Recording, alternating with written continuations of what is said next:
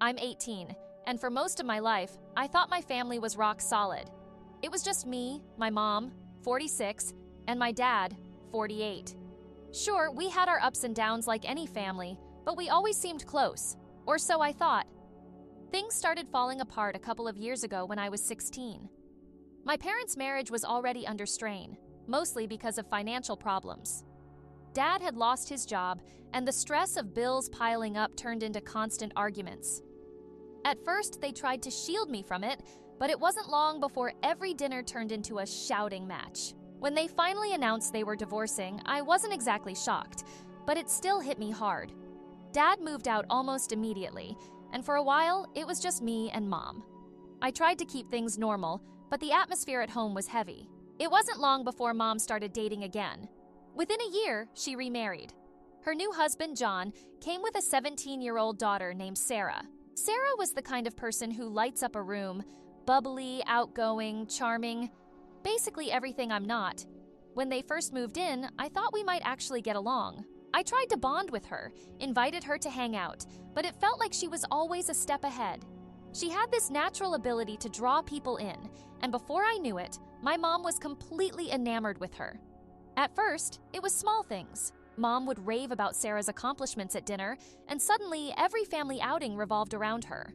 For my last birthday, Mom got me a cake and a sweater.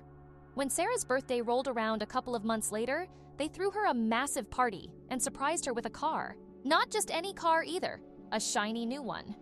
I had never received anything close to that, not even when I graduated. I tried talking to Mom about how I was feeling, but she brushed it off.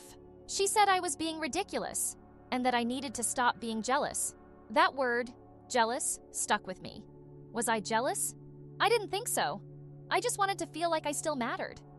Around this time, I started spending more weekends at my dad's place. I told him everything, and he was furious on my behalf. He reassured me that it wasn't all in my head and encouraged me to stand up for myself. But it wasn't easy. John had started influencing how things were run at home. He always talked about how blended families should work, but it was clear that his priority was Sarah. It felt like I was the odd one out in my own house. Family holidays became unbearable. Sarah was always the center of attention, while I was more of an afterthought. One Christmas, Mom canceled a vacation we had been planning for years, saying we couldn't afford it. Later, I found out the money had gone to fund Sarah's extracurricular activities. It was another slap in the face. Sarah, for her part, wasn't exactly innocent. She had a knack for manipulating situations to her advantage. Anytime there was tension, she'd play the victim, making it seem like I was the problem. I started keeping my distance, but that only made things worse. The more I pulled away, the more my mom seemed to cling to her. Part 2. The breaking point. The breaking point came one evening when I overheard Mom talking to John. She was laughing and said something along the lines of, "I'm just so lucky to finally have the daughter I always wanted." I can't even describe what it felt like to hear that. It was like a punch to the gut. All those little moments of feeling overlooked, of being treated like a second-class citizen in my own home, suddenly made sense. It wasn't just in my head. She actually felt that way. I didn't confront her right away. I just went to my room, packed a bag, and called my dad. By the end of the week, I had officially moved in with him. Looking back, I think that was the moment everything changed. It wasn't just about Sarah anymore. It was about realizing that my mom didn't see me as a priority. Moving out was my way of taking control, but I knew it was just the beginning of a much bigger battle. When I moved in with Dad, it felt like stepping into a whole new world. He didn't just welcome me with open arms, he made it clear that his home was now my home. He helped set up my room, even finding some old photos of us to hang on the walls. It was comforting, but there was no time to really settle in. The fallout from my decision hit fast. Mom's reaction came almost immediately. She called me nonstop, leaving voicemails accusing me of being ungrateful. She kept saying things like, "After everything I've done for you, this is how you repay me?" She wasn't interested in understanding why I left. She was focused on making me feel guilty for doing it. Sarah wasted no time making her feelings known either. Within days of me moving out, she started posting little digs on social media. One of her posts was a picture of her sitting in the car Mom had bought her with the caption, "Guess I'm the only daughter now." Another was a group photo from a family dinner I wasn't invited to captioned, "Family First."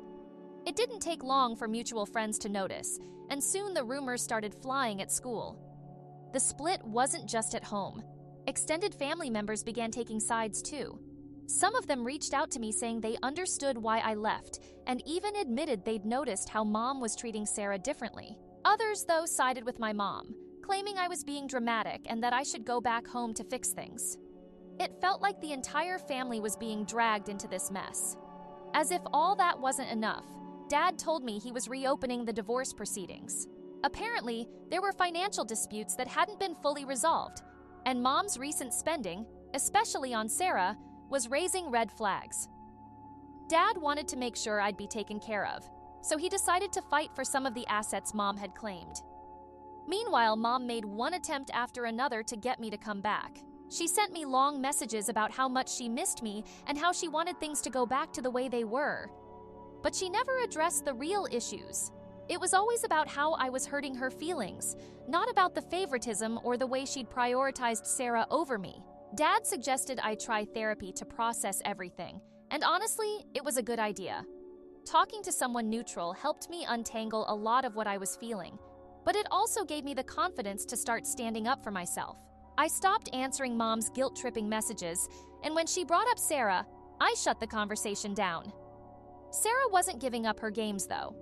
At school, she started spreading stories about how I'd abandoned our blended family because I couldn't handle sharing attention. Mutual friends were getting caught in the middle, and it felt like every hallway I walked down was filled with whispers. But by then, I was starting to realize that her manipulation only worked if I let it. So I stopped engaging, which seemed to frustrate her even more. Part 3. The truth comes out. The legal proceedings brought another layer of drama. Dad's lawyer wanted my perspective on what had been happening at home. I didn't hold back. I talked about the canceled vacation, the car, and even the overheard conversation where Mom had called Sarah the daughter she'd always wanted. It wasn't easy, but it felt necessary. During all this, Mom's obsession with Sarah became even more obvious. She started posting pictures online with captions like, "So proud of my beautiful girl," and "couldn't ask for a better daughter." She never mentioned me, not once. It hurt, but it also validated my decision to leave. She wasn't just favoring Sarah, she was erasing me. Dad was my rock through all of it. He kept reminding me that I deserved better, and that none of this was my fault. He also encouraged me to set boundaries with Mom, which turned out to be one of the best pieces of advice I've ever gotten. The breaking point came when Mom confronted me in public. She showed up outside my school, demanding to talk. She was loud enough to draw a crowd, and I could feel everyone's eyes on us. She kept asking why I was doing this to her, but I didn't take the bait. I calmly told her that I'd be happy to talk when she could respect my boundaries and left it at that. Walking away wasn't easy, but it was the right thing to do. After that, I stopped engaging with her entirely. I told her I wouldn't respond to any messages unless they were respectful. It was a tough stance to take, but it was the only way to protect my peace. Dad supported me every step of the way, and for the first time in a long time, I felt like I was starting to regain control of my life. Not long after I set boundaries with Mom, she stopped reaching out altogether. At first, I thought it was her way of giving me space, but it quickly became clear that she was ignoring me on purpose. She didn't even respond to my polite messages about logistics, like picking up the rest of my things from the house. It was a total shutdown, as if I'd been erased from her life. Her husband, John, wasn't as quiet. He sent me an email that was dripping with passive aggression. He wrote about how my decision to leave had torn the family apart and how I needed to grow up and understand the sacrifices my mom had made for me. The entire email was one big guilt trip. Dad read it before I did and advised me not to reply, so I didn't. Meanwhile, Sarah was having a field day. She doubled down on the rumors at school, telling anyone who'd listen that I had left because I couldn't handle sharing attention. Some people believed her, but most didn't. My closest friends stuck by me, and a few even started calling her out for her behavior. That didn't stop her, though. She seemed to enjoy the drama and the attention it brought her. While all of this was happening, Dad's legal team was digging deeper into Mom and John's finances. They discovered some pretty shady stuff, like how Mom had used marital assets to cover Sarah's car payments and fund John's failing business. There were even discrepancies in how the child support money was being spent. Dad was furious, but instead of reacting impulsively, he let his lawyer handle it. Mom, on the other hand, decided to take her grievances to social media. She posted a long, emotional status about how hard it was to be a mom and how ungrateful children can be. She didn't name me directly, but anyone who knew our situation could tell she was talking about me. Some of her friends commented things like, "Stay strong, Mama," and "Kids don't understand what we go through for them." I saw the post and rolled my eyes. It was just another way for her to play the victim. Despite all the drama, my friends were my rock. They kept reminding me to focus on myself and not let Mom or Sarah's antics get to me. Their support, along with Dad's encouragement, made a huge difference. I also kept going to therapy, which helped me understand that Mom's actions were more about her own insecurities than anything I'd done. It wasn't an excuse, but it gave me some clarity. Part 4. Shifting Tides.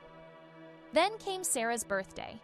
Mom threw her a massive party, like over-the-top massive. There was a DJ, catered food, and a professional photographer. Seeing the pictures online made me cringe. It was hard not to compare it to my last birthday, which had been a quiet dinner with just Mom and John. The blatant favoritism was impossible to ignore.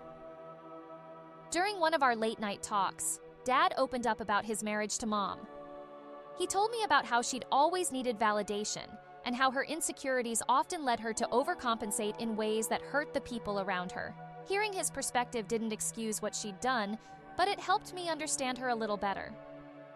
At school, Sarah's mask started to slip. During a conversation with some mutual acquaintances, she let it slip that she enjoyed being the favorite because it gave her power in the family. Someone recorded it and the clip made its way around. It didn't completely turn people against her, but it definitely made her look bad. Around this time, I got a part-time job at a local bookstore. It wasn't glamorous, but it gave me a sense of independence I hadn't felt in a long time. Earning my own money felt empowering, and it kept me busy enough to avoid dwelling on the family drama. The extended family wasn't staying quiet either. One of my aunts, who had been mostly neutral up to this point, finally confronted Mom. She told her she needed to take a hard look at how she was treating me. Mom didn't take it well. According to my aunt, she doubled down, insisting that I was the problem. Mom's desperation hit a new low when she tried to bribe me with expensive gifts.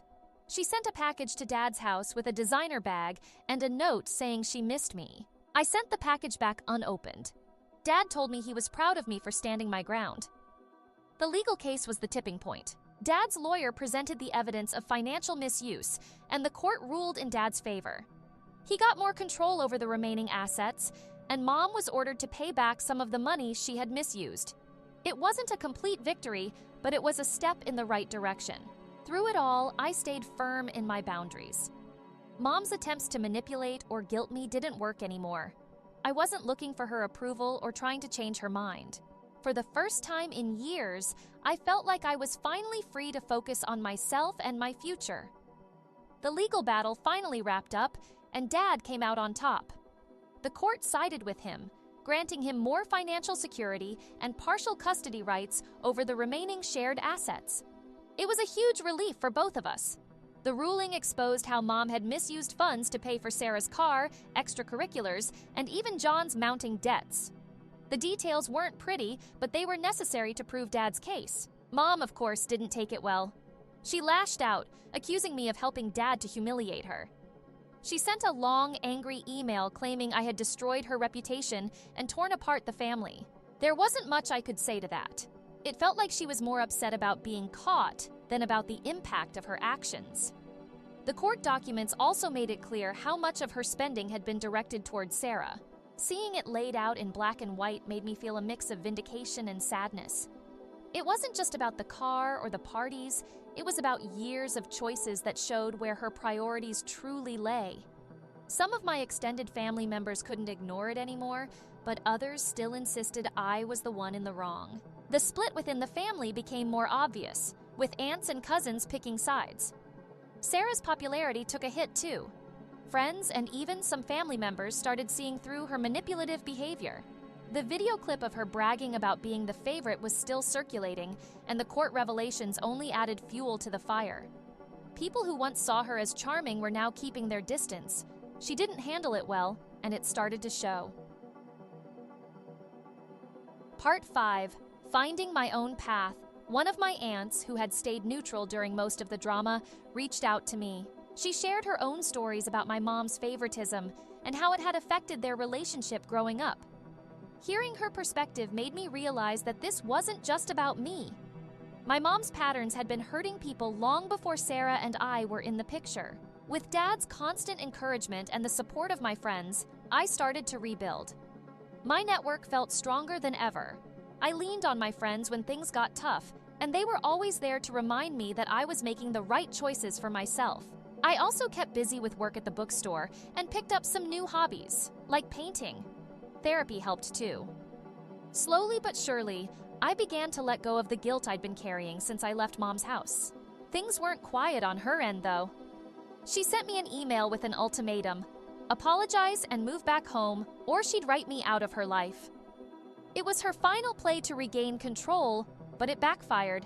I didn't respond, choosing instead to focus on maintaining my boundaries. Dad was proud of me for standing firm, and that was all the validation I needed. Sarah tried to stir up drama at school, cornering me in the hallway one day to accuse me of ruining their family. She was loud enough to draw attention, but instead of making me look bad, her meltdown backfired. A couple of classmates even stepped in to defend me, telling her to leave me alone. Watching her storm off was surreal. She was finally facing the consequences of her actions. Meanwhile, John's financial troubles were catching up to him. His business was failing, and creditors were closing in. Mom's household was under a lot of strain, but I didn't feel sorry for them. They had made their choices, and now they were facing the fallout. Dad kept me grounded through it all. He reminded me that I had a bright future ahead and encouraged me to focus on my education and goals, rather than getting dragged back into the drama. His unwavering support gave me the confidence to take on leadership roles at school and at work. I started running a book club at the store and joined the student council. For the first time in a long time, I felt like I was thriving. When my birthday rolled around, Dad and my friends threw me a quiet celebration. It was small, just a homemade cake, a few thoughtful gifts, and lots of laughter. But it meant everything to me. Sitting there with the people who truly cared about me, I couldn't help but reflect on how far I'd come. I wasn't the same person who had packed a bag and left Mom's house in tears. I was stronger, more independent, and finally at peace with my decision. The road ahead still felt uncertain, but for the first time, I wasn't afraid. I knew I had the support I needed to keep moving forward, and that was enough. After the chaotic dinner, Mom went completely silent. No calls, no emails, nothing. It was almost eerie. For the first time in months, there wasn't a single message blaming me for something or trying to guilt me into coming back. It felt like she had given up, but the calm was unsettling. Sarah's life wasn't going much better. Her manipulative nature had finally caught up with her. Friends at school stopped talking to her, and even some of her biggest supporters among the extended family distanced themselves. The stories about her behavior at the dinner had spread, and her reputation was in shambles. For someone who thrived on attention, the isolation must have been unbearable. But I wasn't going to let her drag me back into her drama. John's financial troubles reached their peak. His debts finally caught up with him, and he was slapped with a lawsuit from one of his creditors. The case caused a huge strain on their household, and the lavish lifestyle they'd been trying to maintain started to crumble. Sarah's special surprises and over-the-top birthday celebrations were gone. From what I heard through mutual acquaintances, things were tense in their house, but I wasn't interested in getting involved. Around the same time, Dad started dating someone new. Her name was Claire, and she was genuinely kind. She didn't try to overstep or act like a replacement mom, but she was always supportive and encouraging. She joined us for dinner sometimes and made an effort to get to know me without prying into the drama. It was a nice change, and it was clear Dad was happy. In therapy, I reached a point where I could finally let go of the resentment I'd been holding on to toward Mom. Forgiveness didn't mean I was ready to reconcile, but it freed me from the constant weight of anger. I realized I couldn't change her or make her see things my way, but I could move forward without letting her actions define me. Part 6. Healing and moving forward. School became my main focus, and the effort paid off. I earned a scholarship for academic excellence and received recognition from my teachers for some of my projects. It felt good to see my hard work paying off. Dad was over the moon, and Claire baked me a cake to celebrate. For the first time in a long time, I felt like I was building something positive for my future. Then, out of nowhere, I got a call from my aunt. Mom had experienced a minor health scare and was in the hospital. It wasn't serious, but it was enough to shake her. My aunt thought I should visit, and after some hesitation, I decided to go. Walking into her hospital room was awkward. She looked surprised to see me but didn't say much. I sat down, and we had a brief, polite conversation about her condition and how she was feeling. It wasn't a heartwarming reunion, but it wasn't hostile either. Sarah wasn't there, which didn't surprise me. From what I'd heard, she'd grown increasingly bitter about my absence and had started pulling away from everyone. When I visited the house later to drop off some things for Mom, Sarah barely acknowledged me. She seemed cold and distant, like she couldn't decide whether to ignore me or start a fight. I wasn't interested in either option. Before leaving the hospital, Mom and I had a candid conversation. I told her that I cared about her, but for any real relationship to work, things would have to change. I was clear about what I needed: respect, boundaries, and no more favoritism. She nodded along and even admitted she'd made mistakes, but she wasn't ready to take full accountability. It felt like she was trying, but not enough to bridge the gap between us. When I told Dad about the conversation, he gave me some advice that stuck with me. He reminded me that not all relationships could be repaired, and that was okay. What mattered was that I had tried. I couldn't control whether Mom changed, but I could control how I moved forward. A few months later, I moved out for college. Packing up my things and saying goodbye to Dad and Claire was bittersweet, but I was excited for the fresh start. As I settled into my dorm and began classes, I realized how far I'd come. The toxic environment I'd grown up in no longer had a hold on me. I was free to focus on my future and the life I wanted to build. Looking back, the experience taught me the value of self-respect and boundaries. It wasn't easy to stand up for myself, but it was worth it. To anyone in a similar situation, my advice is simple: prioritize yourself. You can't change other people, but you can choose to protect your own peace. Walking away isn't always easy, but sometimes it's the only way to truly move forward. Story 2.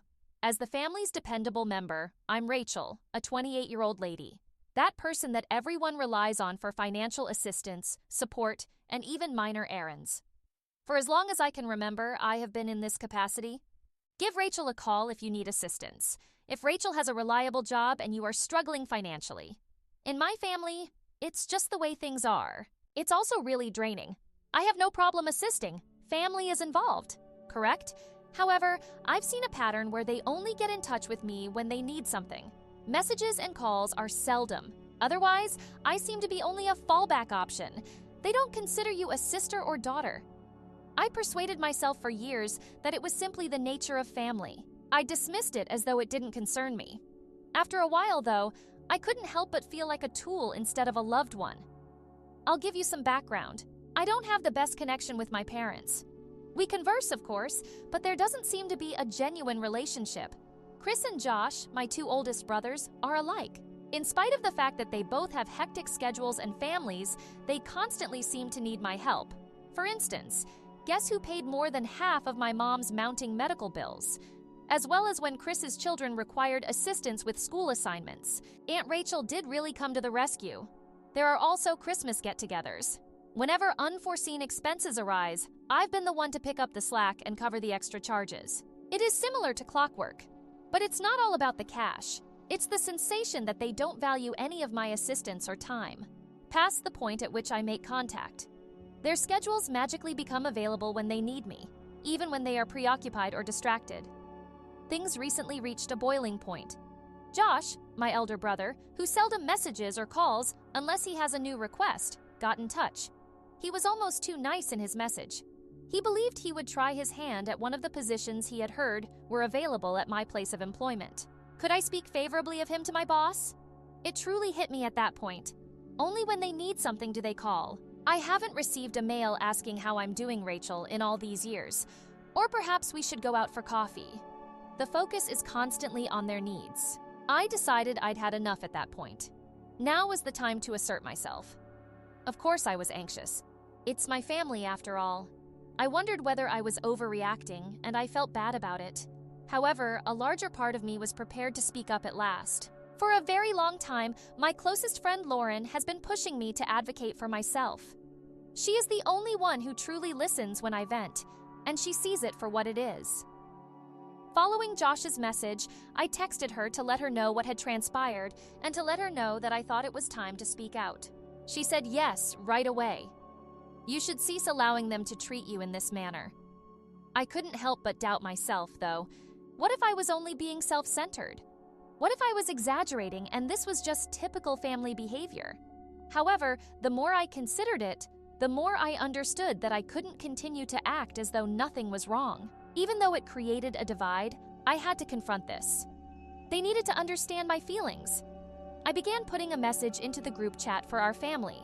I had trouble at first coming up with the correct wording. Without coming out as theatrical, how can you inform your own family that they have been using you as a backup plan or an ATM? I rewrote it several times before settling on something straightforward. I didn't want to make straightforward accusations. All I wanted was for them to see things my way. Hey, I wanted to talk to you all about something that's been on my mind, was the general tone of the message I sent. Although it doesn't seem to be reciprocal, I feel like everyone constantly comes to me for support. It started to seem like I was being taken advantage of because I don't often hear from any of you unless there's a favor involved. I enjoy supporting you, but I need to feel like it's reciprocal. My heart was racing as soon as I pressed submit. I half anticipated receiving a barrage of replies right away, either defending or perhaps even comprehending what I had stated. But for a good minute or two, nothing was there. My mother then spoke at last, although her response was brief and unclear. Rachel, what do you mean by use? She was unable to accept the possibility that her trustworthy daughter may have her own wants and limitations. I inhaled deeply and resumed typing while attempting to remain composed. I described some of the particular situations, such as the school projects, the medical expenditures, and the holiday expenses. I made it clear that while I don't mind assisting, I also need to feel valued. Josh didn't respond. My dad, who typically attempts to mediate, had nothing to say. I sensed that my irritation was growing. Was this a wall I was speaking to? Lauren texted me to inquire how things were going at that point. She reminded me that I needed to do this for my own mental health after I told her about the discussion. She advised me to be strong and not give up, regardless of their reaction, regardless of the guilt trips that would follow. As I waited for my family to respond, I came to the realization that I ought to have taken this action years earlier. For what purpose had I been putting everyone else's needs ahead of my own for so long? To feel used and empty. My line in the sand was this. I was aware that I would never again be their go-to person without boundaries, regardless of how they reacted. Update. 1. With my heart racing, I sent the message and waited. Initially, there was a spooky hush that descends before a significant event. Then the message from my mother appeared. She asked what I meant by feeling exploited, perplexed. My eyes nearly rolled. Hadn't I said it clearly? I thought she would at least get what I was saying, but it seems like I need to reiterate everything. In the interim, Josh. No response. The individual who started this whole mess didn't even recognize my words. He seemed to be deliberately disregarding the whole subject. Perhaps he believed that everything would simply go away if you kept silent. It irritated me even if I didn't have great expectations. My mother then began to defend him. He simply needs a vacation since he's anxious, she said. This was nothing new.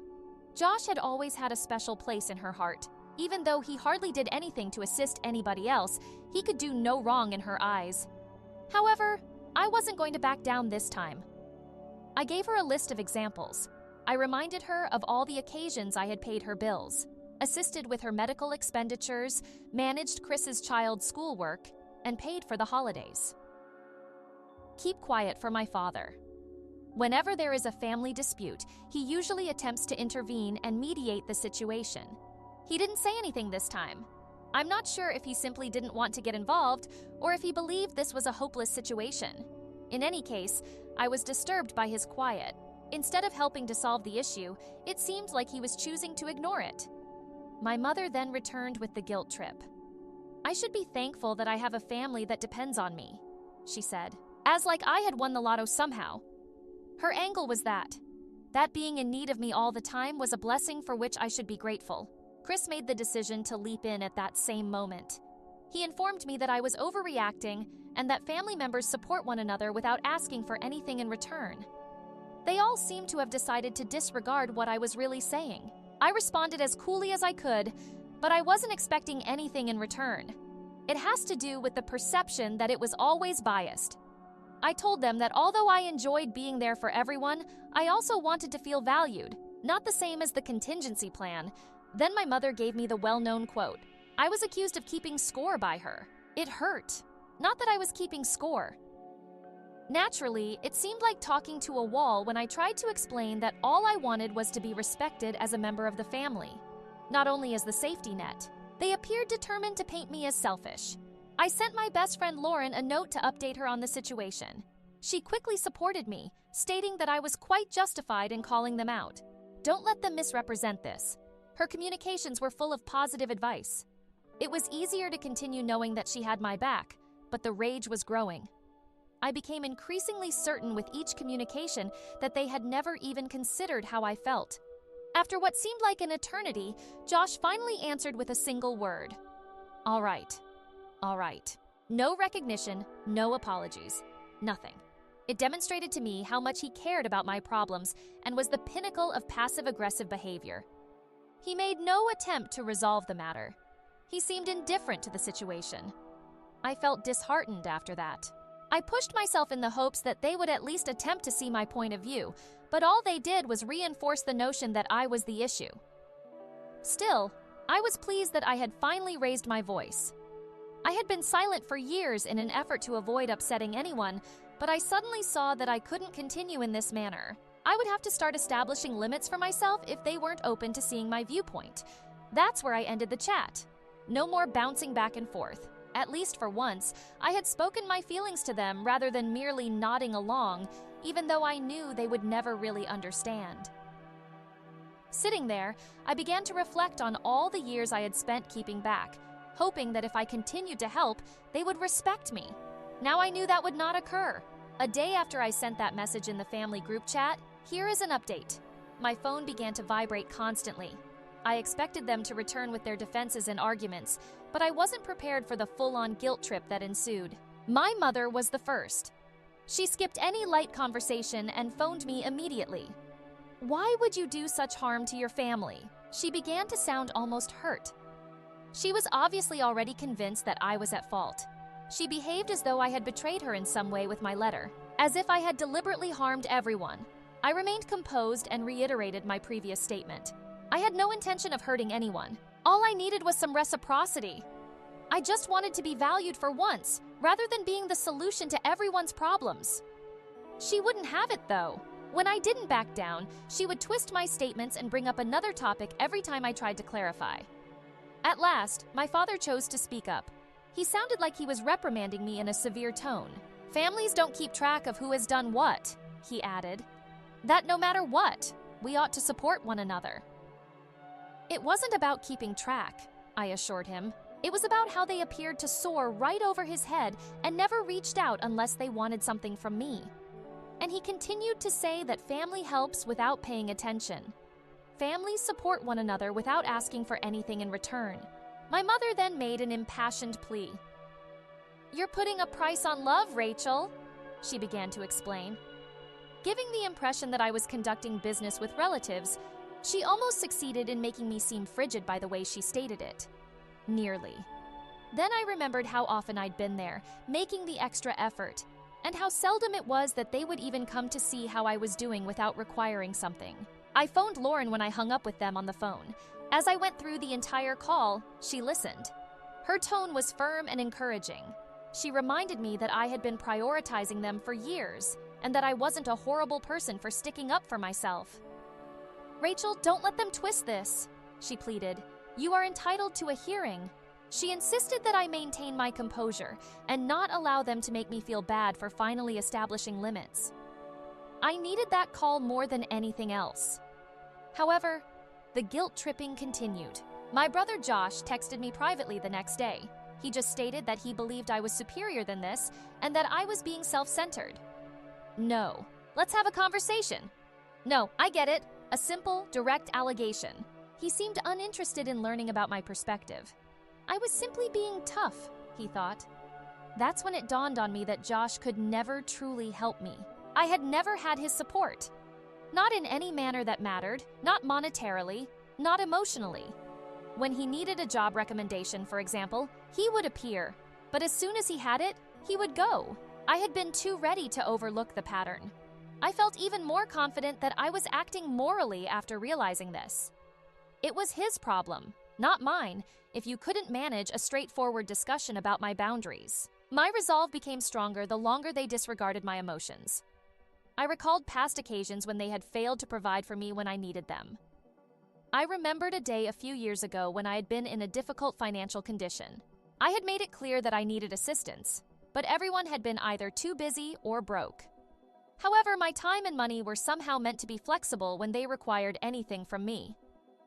I felt more certain that I wasn't wrong for finally establishing limits after thinking back on that instance. I decided as a result, I refused to be dragged into their games of guilt. I made the decision that going forward, if they contacted with last-minute crises, I wouldn't drop everything since they would need to respect my time and limits if they wanted my assistance. Their personal safety net was no longer me. Following that, my family's new strategy of giving each other the quiet treatment was delayed down by the calls and messages. For days, they disregarded me. Perhaps I was expecting that I would feel terrible, apologize, and return to the previous arrangement. I didn't give in, though. If anything, their quiet allowed me to truly consider things. She urged me to be strong when I spoke with her to find out more. She reminded me that they were only trying to exert control by remaining silent. She responded, "They're testing you to see if you'll break." She was also correct. What they were doing was visible to me. They wanted me to feel so alone that I would give in. However, I was reluctant to return for the first time. Even if they couldn't see it, I knew I had made the correct decision. I couldn't continue to sacrifice my pleasure for the comfort of others. I was picking myself this time. Update 3. Just as I was starting to adjust to the calm, my family went radio silent for a week. My mother suggested holding a family heart-to-heart to resolve the issue. She gave the impression that we would all simply sit down and have a civil conversation, as though we could just say our excuses and go on. I didn't believe it. They didn't seem to have a sudden desire in learning more about my perspective. However, a part of me still believed that this may be my chance to be heard at last. I grudgingly consented to meet. We decided on a weekend, and I was supposed to visit my parents. Everyone was pretending to be courteous, and the mood was tight when I got there.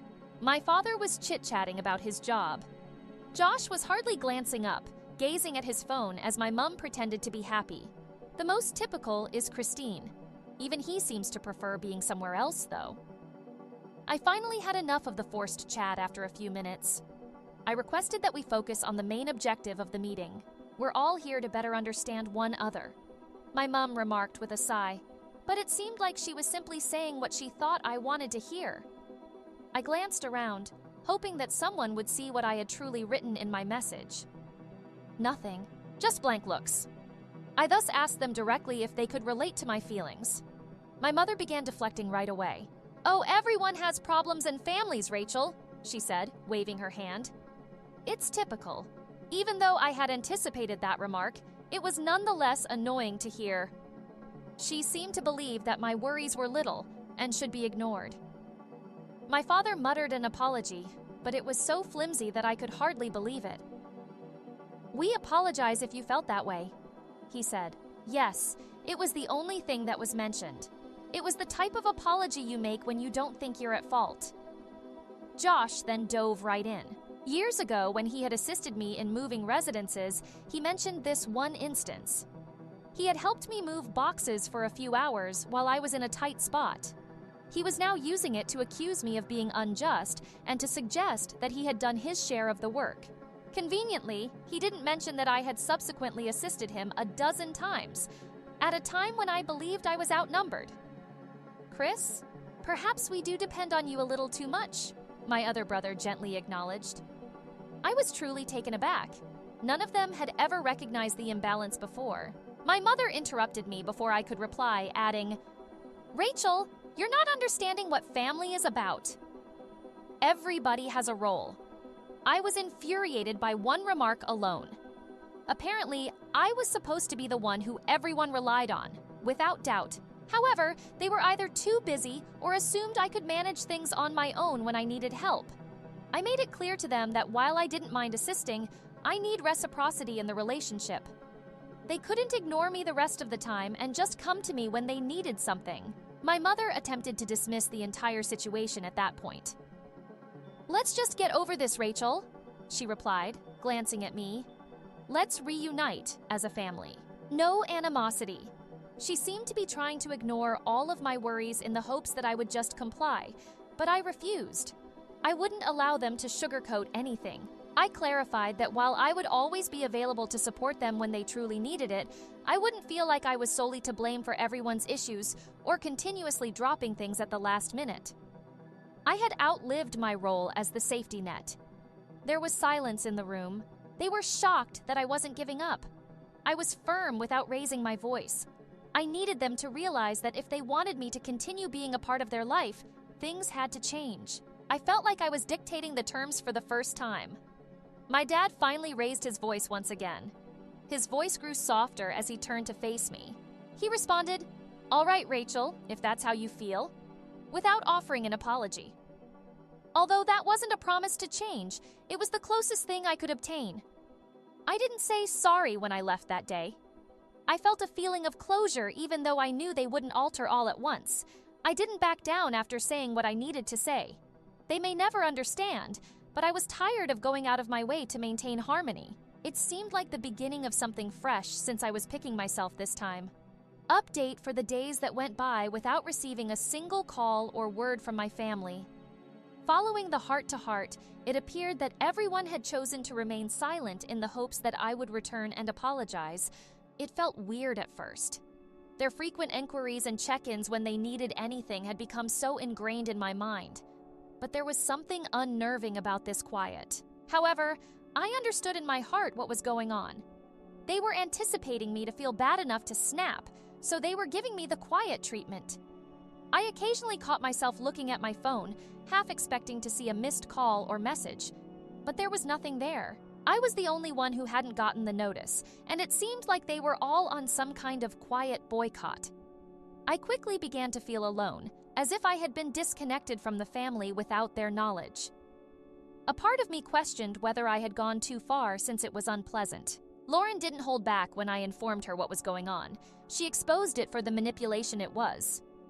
"They probably intended me to feel lonely and cave in to their demands," she added. Going back to my previous position, she explained that the quiet isn't only a coincidence. They're trying to make you feel alone. Avoid falling for that.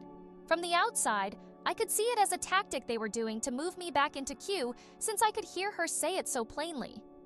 Then, following several days of stillness, Josh's message was finally received. He went right for a punch without wasting any words.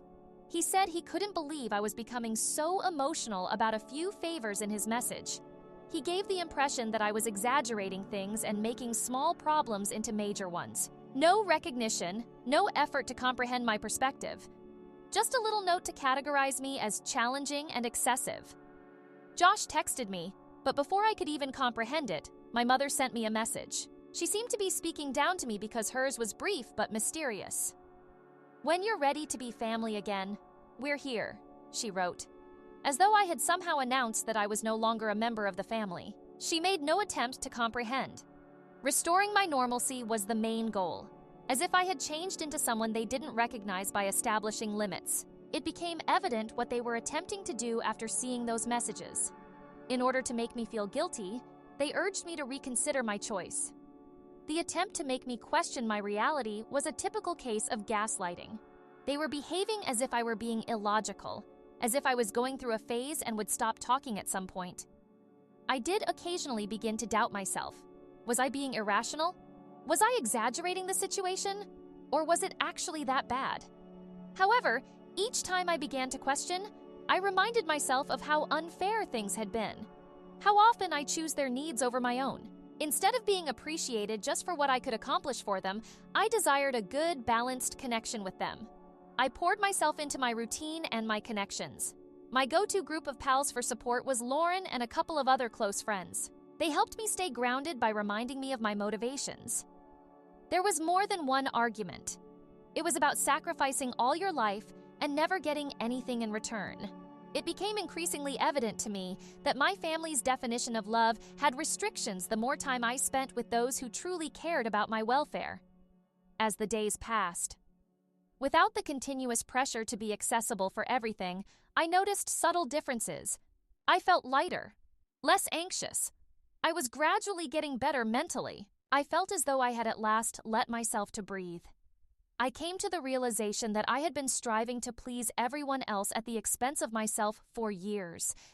Even though it was difficult, it was liberating to let go of that obligation. However, the quiet persisted. There was not even my dad, who normally checked in when things were heated.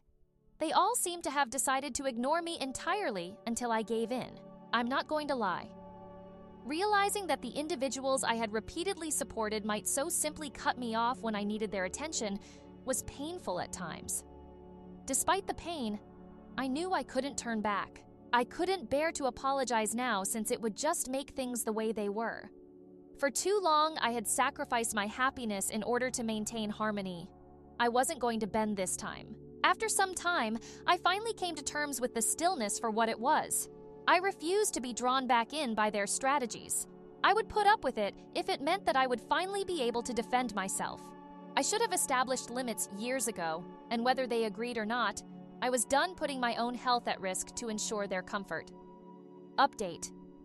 My family remained silent for another 5 months. Initially, it seemed odd, like if their calls and texts had vanished into thin air. However, I gradually adapted. I found calm in the silence and stopped hoping to see a communication from them. I was living life on my own terms for the first time, not waiting for a last-minute favor, request, or financial crisis. I made the decision to concentrate on myself with this newfound freedom.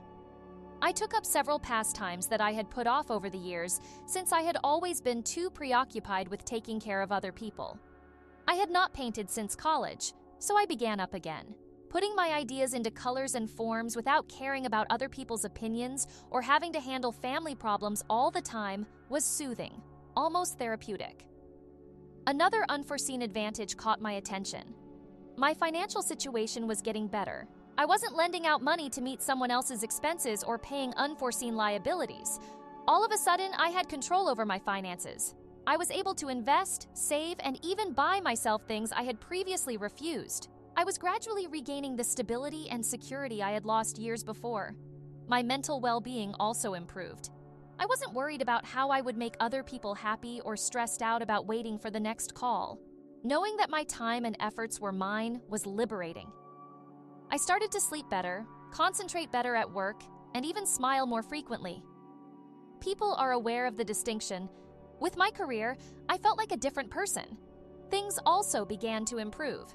Instead of coasting along, I pushed myself into my work and took on initiatives that thrilled me. I ultimately received a promotion I had been chasing for some time after my efforts were acknowledged. I wasn't seeking approval from my family for once. I was discovering it in my achievements and in myself. It was satisfying to be making progress free from the burden of other people's expectations. My social circle became stronger over time. I attended a local painting class, made new acquaintances at work, and got back in touch with some old pals I had lost contact with. I wasn't being relied upon or expected to do anything for these folks. Their desire to spend time together was sincere. With my family, I never felt more supported. Being around by individuals who appreciated me for who I was rather than what I could do for them was energizing. I had a change in perspective one day as I took stock of all the good things that had happened in my life. I came to the realization that I still cared about my family, but I didn't have to prove it by doing all the repairs. I wouldn't feel compelled to provide for all of their needs if I loved them from a distance. Setting limits that kept my peace while yet caring for them was doable. Suddenly, my mom got in touch with me. She texted me to inquire how I was and to let me know that it had been too long since our previous conversation. She didn't recognize what had happened or bring up the silent treatment. It seemed like an effort to patch things up without really dealing with any of the problems. I considered answering immediately, but then I understood that I didn't have to respond to her right away. When I did reply, I was kind but succinct. I informed her that I was doing great and thanked her for checking in. I didn't propose to get together or start a meaningful discussion. I was talking on my terms for the first time. Being able to reply without throwing open the door too much was powerful. I didn't feel the urge to make things better or return to how they were. I was happy to maintain some distance. I didn't immediately revert to the previous dynamic, but I did reply courteously anytime my relatives sought out after that. I didn't abandon everything to assist them with their most recent issue. I just said no if they made an unreasonable request. I couldn't risk reverting to the previous cycle since my item was too precious. After giving it some thought, I saw how profoundly this event had changed me. I used to believe that loving my family meant putting my personal needs last, but I've now changed my mind. My pleasure didn't have to be sacrificed for love. I forgave them because it wasn't worth me to harbor animosity, not because they changed or expressed regret. I could go on without anticipating a change in them. I had learned from this experience what I could do if I put myself first. Setting limits had given me strength, and I was determined not to lose it again. I had had enough of sacrificing my health for their acceptance. Ultimately, I felt liberated, free to lead my life as I see fit. I can now concentrate on being happy, and not bound by the never-ending loop of becoming everyone's backup plan. I had discovered that I could prioritize myself without anybody else's approval, and I was looking forward to what was ahead for the first time. I knew I would be prepared for whatever happened next. Story 3. In addition, I am the youngest of 3 siblings, and Emily is a 25-year-old lady. I was raised in a household where I felt inconspicuous and like a supporting figure. My parents, who were well off and involved in society, were always spoiling my elder brothers, Michael and Jason. As far back as I can recall, I was more like the neglected book gathering dust on a high shelf. I was obviously not a priority.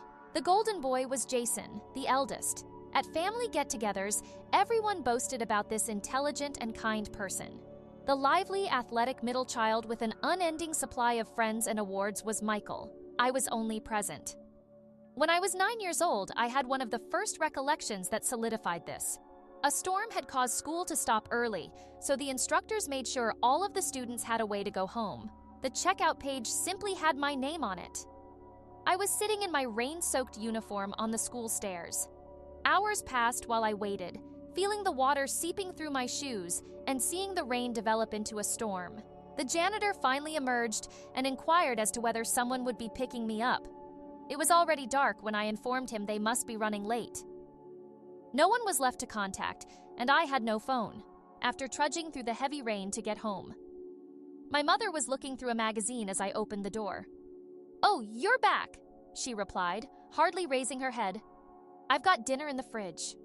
My brothers were playing video games in the living room while my dad was out of the house. Nobody appeared to care or offer an apology, and that wasn't the last time. My instructor began volunteering to drive me home because they frequently neglected to pick me up at school, but it was more than simply school transport. There was a lot of neglect. My mom brought her friends and their children, but not mine, to birthday celebrations, which were pathetic events. I once caught her telling a friend that since Emily doesn't really have any friends, she didn't bother to ask me who I should invite. Michael and Jason were no better. Every time I tried to discuss something about my day, Jason would make fun of me. For example, Michael would roll his eyes and admonish me to stop trying so hard to get attention if I met a new acquaintance or received a high grade. I just simply stopped speaking to them since anything I said would end up sounding like a joke. Even though the extended family was aware of the situation, they consistently offered justifications. My aunts used to assure me that if I was nice or made my parents proud, they would change their minds. I once told my Aunt Sarah that I didn't feel like I belonged in my family. She advised me to have patience, stating that parents tend to be more severe with their daughters. In hindsight, I doubt she even thought she was telling the truth. During high school, things reached a breaking point. I threw myself into my studies and extracurricular activities in an effort to make up for what I was lacking at home. I even received a position as valedictorian for my graduating class because of my nearly flawless marks. My parents did not respond to the invitations I put out for the event. As I delivered my address on graduation day, I looked around the audience, but there were no seats occupied. I later learned that they had instead attended one of Michael's basketball games. It was a regular season contest, not even a championship game. What I already knew was confirmed in that instant.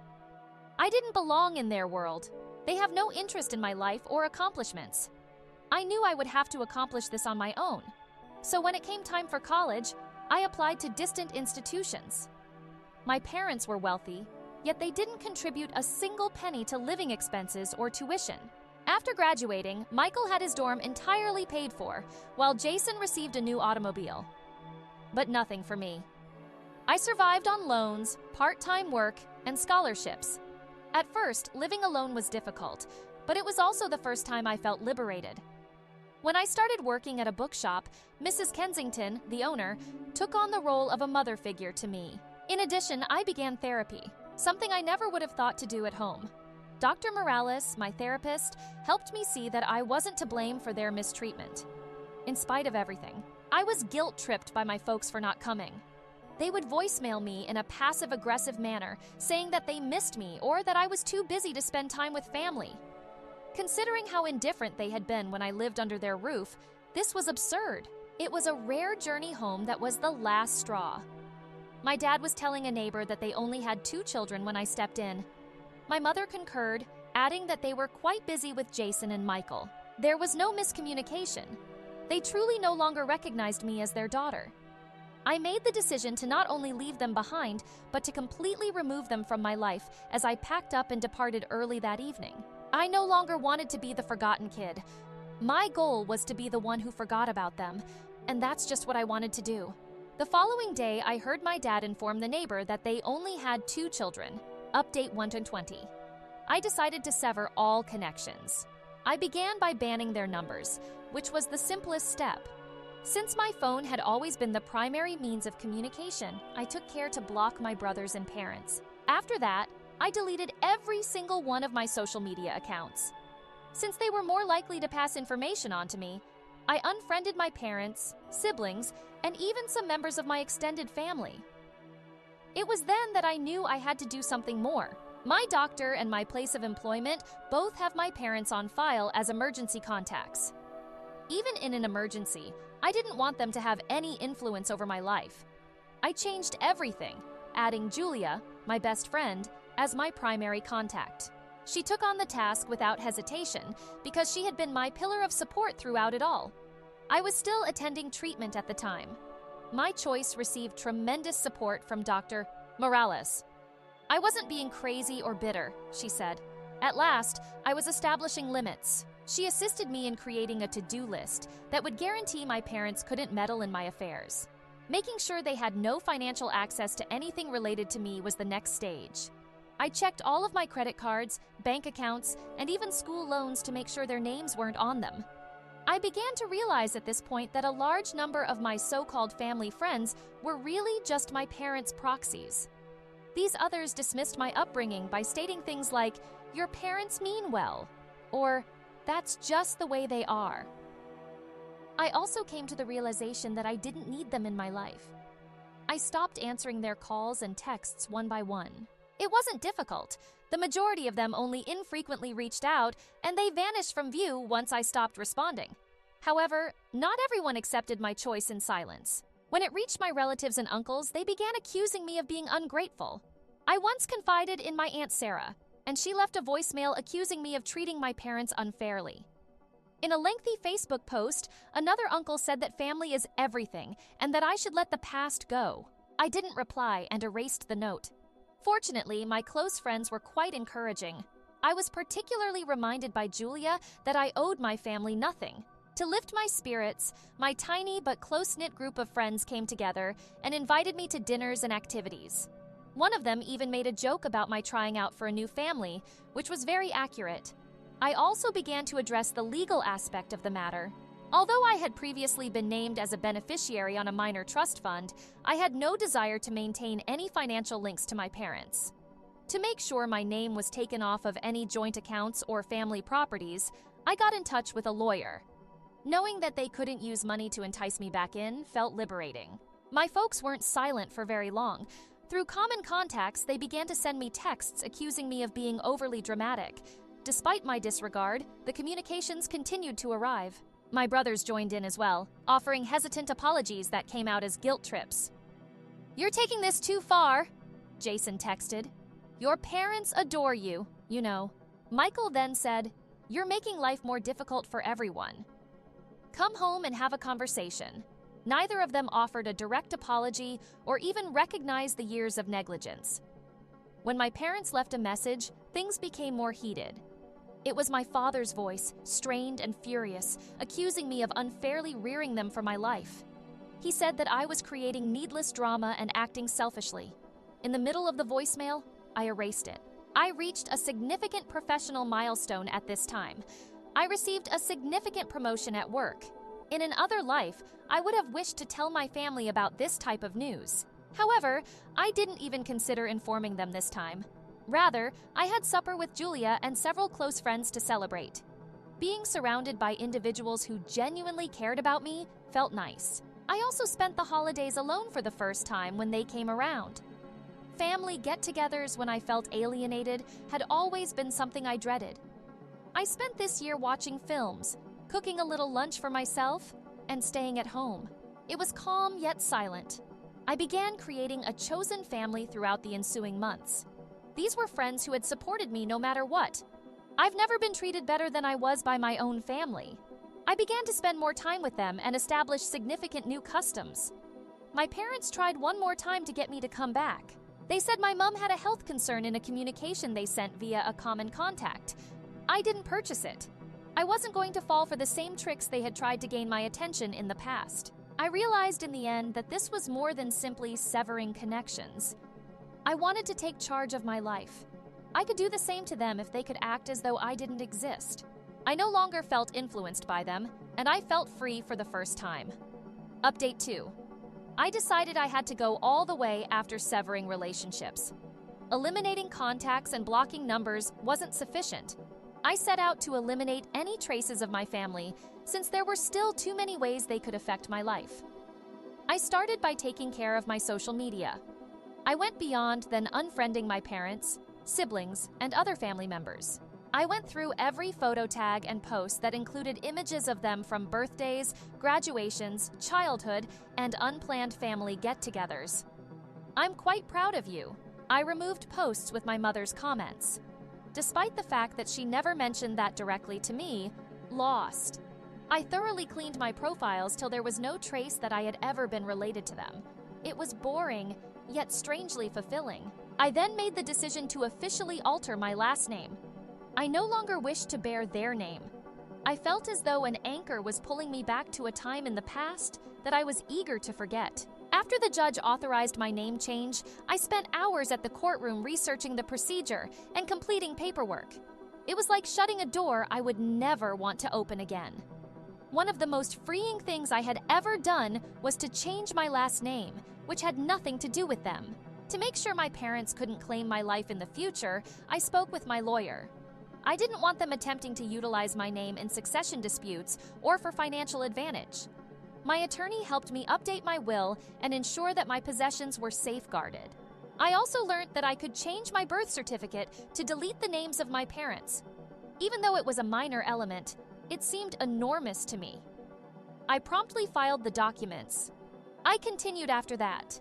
My parents were still listed as emergency contacts at my alma mater from when I originally enrolled, I discovered. They could still ask for information on me through alumni channels, even if they hadn't given me financial support throughout my time in school. To amend my records and completely deny them access, I contacted the registrar's office. Although it was a straightforward procedure, knowing they could no longer trespass gave me comfort.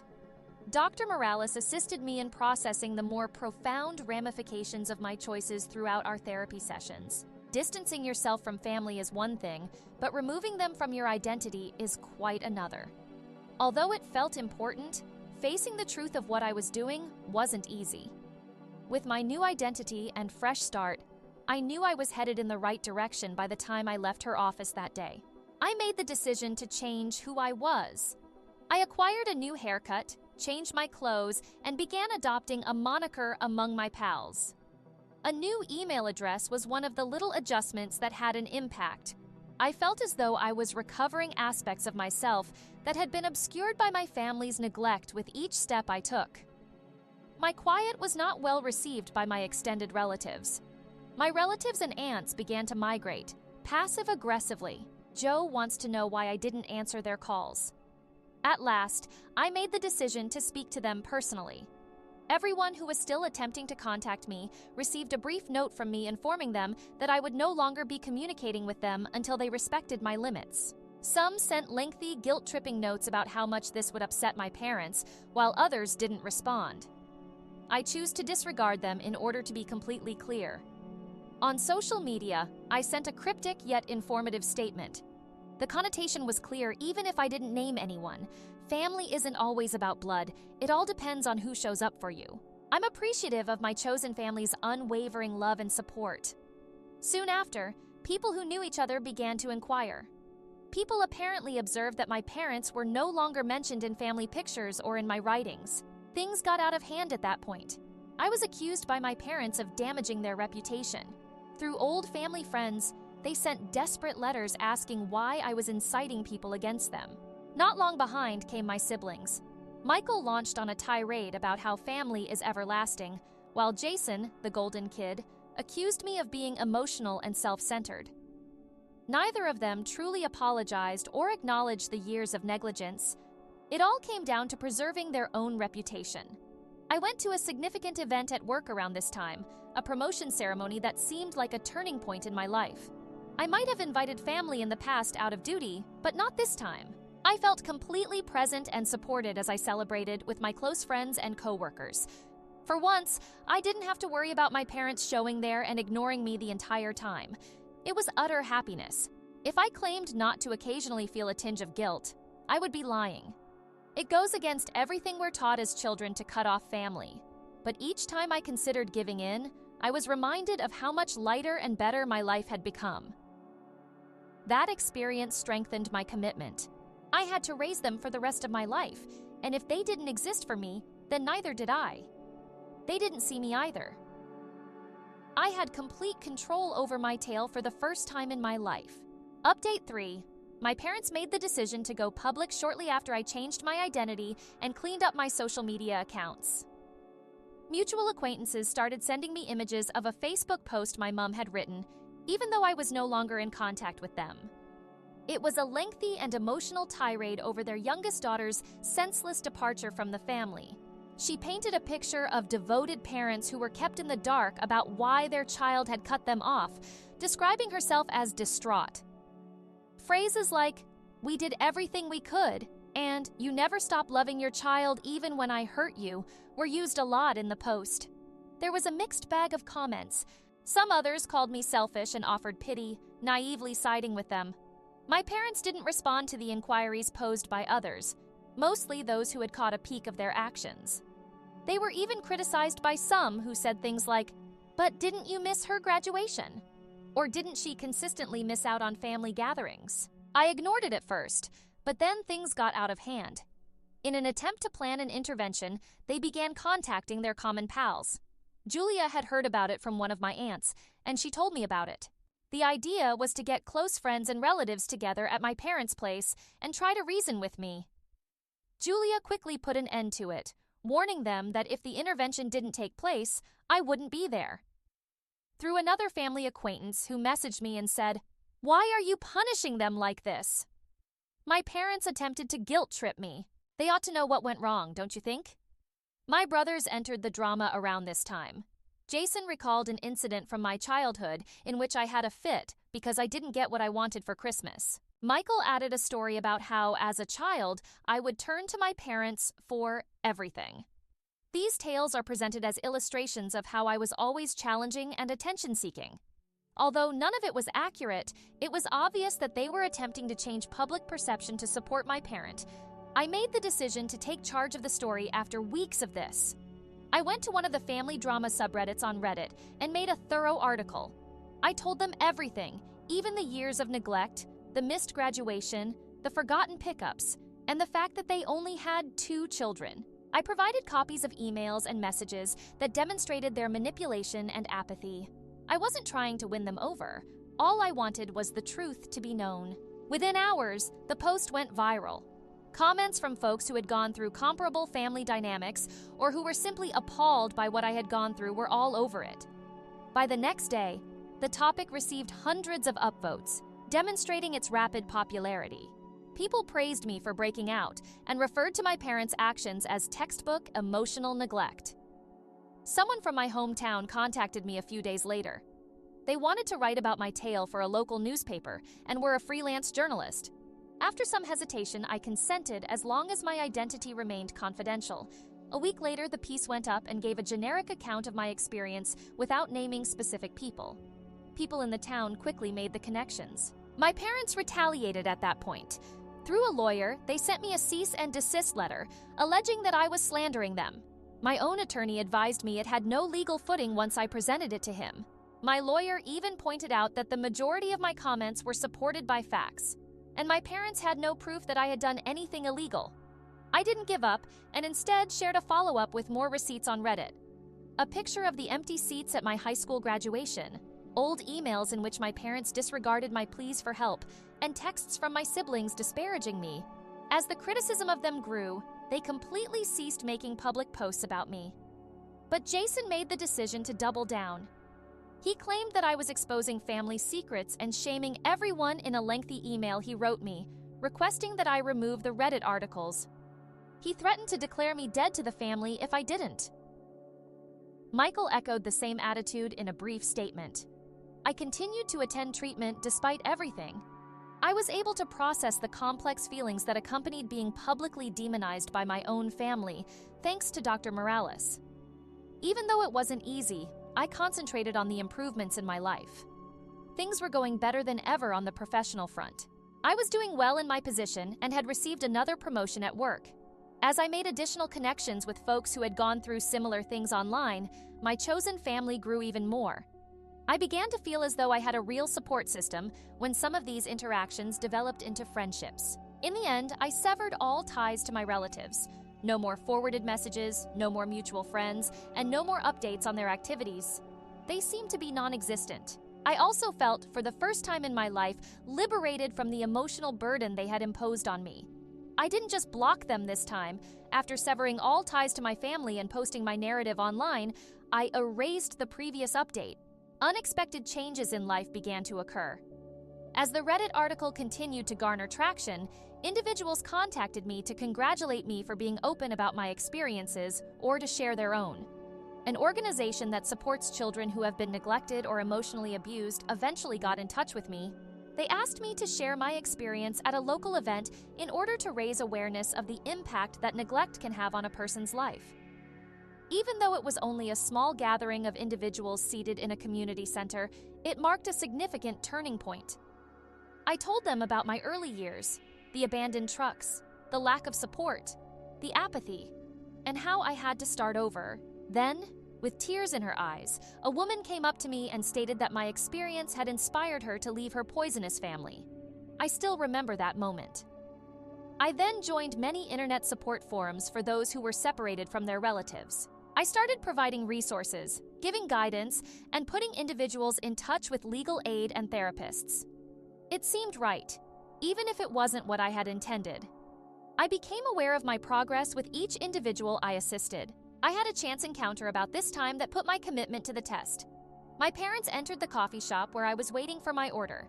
With the exception of my mom's weight loss and my dad's grayer hair, they essentially looked the same. I didn't give them an opportunity, and they didn't notice me. Without turning around, I grabbed my drink and left. I later learned through rumors that my parents' social position had declined. After the local newspaper and the Reddit post, mutual acquaintances and extended family members began pulling away. The flaws were beginning to surface in the picture my parents had created of themselves as the ideal family. People started to wonder why I would take such drastic measures to break up relationships, and my parents' justifications were no longer valid. My extended family began contacting me as well. Several aunts and uncles apologized by email for condoning my parents' actions or ignoring my emotions. Not wanting to upset anyone, one aunt in particular said that she had observed how I was handled. Although I didn't reply to the majority of these communications, I valued the little instances of responsibility. My brothers, meanwhile, were struggling to deal with the aftermath. Without me to blame, Jason and Michael turned on one another, even though they had always been together in accusing me of causing family strife. A former family acquaintance told me that they were fighting about everything from who received more attention as a child to who was to blame for the family's damaged reputation. They used to band together against me, so that was ironic. A literary agency emailed me one day after seeing my Reddit post. They wanted to talk about a prospective agreement and stated my experience had the potential to become a book. Although I wasn't sure at first if I wanted to go over everything again in such detail, the thought of using my expertise to benefit others was alluring. After I consented to a meeting, we began brainstorming memoir topics. Dr. Morales complimented me on my progress throughout therapy. She made the observation that I no longer felt bound by my family's expectations of me or their story about me. I had worked for years to the point where their opinions were no longer important. I reached another milestone around this time. I purchased my first home. It wasn't large or elaborate, but it belonged to me. I filled it with items that brought me joy and arranged it just the way I wanted. I never felt like I had a real home growing up, but for the first time I did. Then my parents made one last effort. A handwritten note from my previous address was forwarded to me via the mail. They talked about how much they missed me and how sorry they were for any misunderstandings in a lengthy and emotionally charged message. There was no apology. It was a request that I return without them accepting any accountability. I didn't respond. Rather, I brought the letter to the fire pit in my backyard, struck a match, and watched it burn. It seemed significant, as if I were permanently ending that chapter of my life. My chosen family threw me a modest celebration to honor my progress. To help my new home seem more like home, Julia made a cake, and some of my closest friends sent books and plants as gifts. It was straightforward but ideal, serving as a reminder that I had forged a genuine bond with those who genuinely cared about me. I felt it was time for a complete makeover as I become accustomed to my new life. Milo, a tenacious little terrier mix, was a rescue dog that I adopted. He became my regular friend, making my days more lively and joyful. Additionally, I began seeing someone I met via a common acquaintance, and I felt free to share my life with them without worrying about the past for the first time. Changing my phone number was the last step. For convenience, I had been clinging to the previous one, but it was time to move on to a new life, a new identity, and a new number. My family had attempted to define me, but I had wiped off any traces of them. I felt genuinely free for the first time. Update 5. My life started to change in unexpected ways once I completely severed all relationships and changed my phone number. As my story's Reddit post gained more and more attention, I began getting responses from others who were motivated to escape their own toxic home environments. Some even told me about their accomplishments and thanked me for proving to them that freedom was achievable. I felt a feeling of purpose that I had never experienced before, knowing that my story was assisting others. Meanwhile, my chosen family became more resilient. I spent more time with my close friends who had been there for me through everything, including Julia. We began having Sunday dinners at one another's houses alternately. Even though it was just tales, laughing, and basic home-cooked meals, it seemed like what I had always desired. As these bonds grew stronger over time, I came to understand that the affection and attention I had yearned for as a child had always been accessible. All I needed were the proper individuals. After several months, an unforeseen event occurred. My parents' silence, the anxious texts from friends, the remorseful attempts to get back in touch, and even the Facebook posts. Everything ceased. I couldn't tell if they were too ashamed to try again or if they had finally given up. However, their loudness was conspicuously absent. They seemed to have finally relaxed.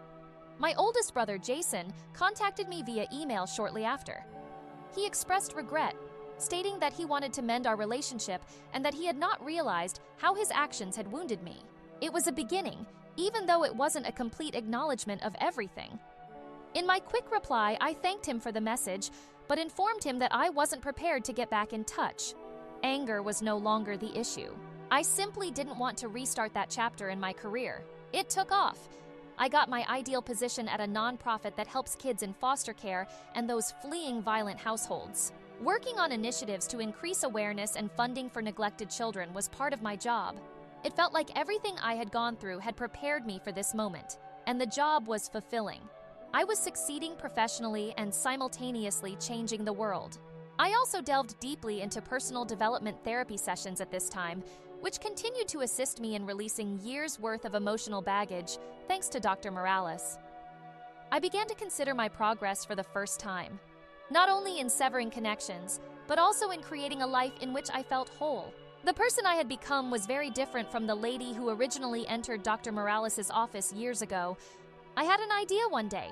I wanted to contribute in a more intimate manner. I founded a modest nonprofit with the assistance of few co-workers that focuses on offering mentoring programs and therapeutic materials to young people and neglected children. Despite the project's tardy start, the feedback was overwhelmingly favorable. People started telling their tales and expressing gratitude to us for providing them with previously unobtainable tools. For me, it was a full-circle moment, transforming my suffering into something that may aid in the recovery of others. I made the decision to take yet another significant step as I proceeded. I discovered a box of family pictures hidden at the back of my wardrobe while going through my old possessions. Even after severing relations, I had kept these pictures hidden out of shame. I sorted through them one by one, choosing which to retain and which to discard. Most of the pictures were gone by the time I finished. Eliminating those recollections was like releasing a burden I was unaware I still had. I invited my closest friends around for supper at my new house to celebrate how far I'd come. We raised a glass to fresh starts and the family I had established. As expected, Julia brought a cake to Freedom along with her stickers, icing, and writing. I was reminded of how much love and support I now had in my life by this tiny act. A significant online publication took up my tale a few weeks later. The article's main topics were ending generational neglect cycles and how individuals may start again after severing their connections with dysfunctional families. After the article went viral, I began getting messages from random people who were moved by my story. Some even inquired about ways to support the nonprofit I had founded. In the best conceivable manner, the attention was overwhelming. It demonstrated to me the practical effects of sharing my story. I found out that my parents had moved out about this time from a previous neighbor. Following the publication of my piece, their previously active social life had slowed down, and their reputation had never fully recovered. Though it was odd to consider them as far-off characters vanishing into thin air, I had no desire to learn more. To keep Milo company as the year drew to a conclusion, I rescued a second rescue dog, Daisy, a golden retriever mix. I also started talking to someone I met at work about starting a new relationship. I had never encountered their kindness, patience, and assistance before. Closing this chapter of my life seemed like a new beginning. I thanked everyone on Reddit for their encouragement and support over the years in my farewell update. I talked about how much my life has changed and how appreciative I was to the community for supporting me. With hundreds of comments praising my development and sharing personal tales, the response was tremendous. I'm happier today than I ever imagined. I have created a life that is all mine, free from the hurt and neglect of my background. I am liberated to gaze forward rather than back for the first time.